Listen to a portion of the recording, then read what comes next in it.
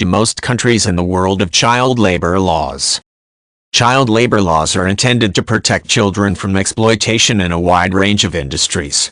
Most nations around the world do have laws regarding child labor, although these laws may not always be strictly enforced. This illustrates a serious problem with trying to reform long-established practices. Banning child labor does not, unfortunately, cause it to disappear. In order to fight child labor, nations must take an active role in enforcing their child labor laws, and in addressing the larger issues which lead to child labor.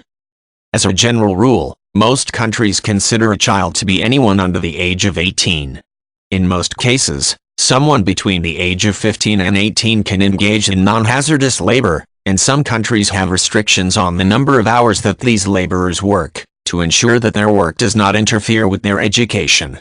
Some countries also have an additional category, between 13 and 15, for light labor. These ages are in line with an international standard promoted by the International Labor Organization, and no countries are entirely without child labor laws.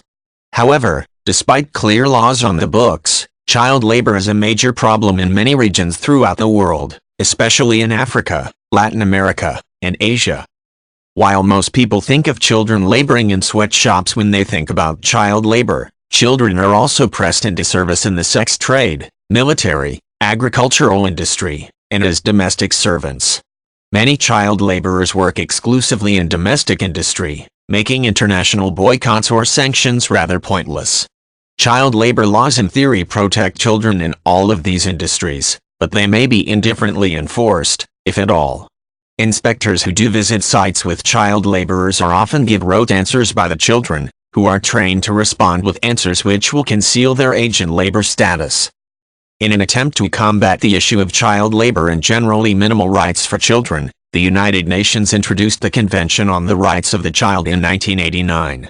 Almost all of the member nations of the organization signed the convention, except for the United States and Somalia.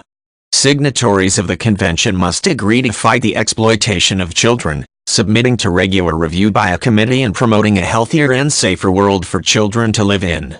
Since many of these countries allow severe violations of their own laws on child labor, the effectiveness of this convention is debatable. In industrialized nations, child labor laws are very restrictive, and they are heavily enforced. In developing nations, however, these laws tend to allow more leeway, and they are still almost impossible to enforce. Cultural values may promote child labor as acceptable, for example, or children may work under their parents so that they cannot be identified as child laborers. Since poverty is a major factor in child labor, critics of child labor laws have pointed out that they may, tragically, force children into more dangerous industries, and that poverty needs to be eliminated so that children do not feel obligated to work.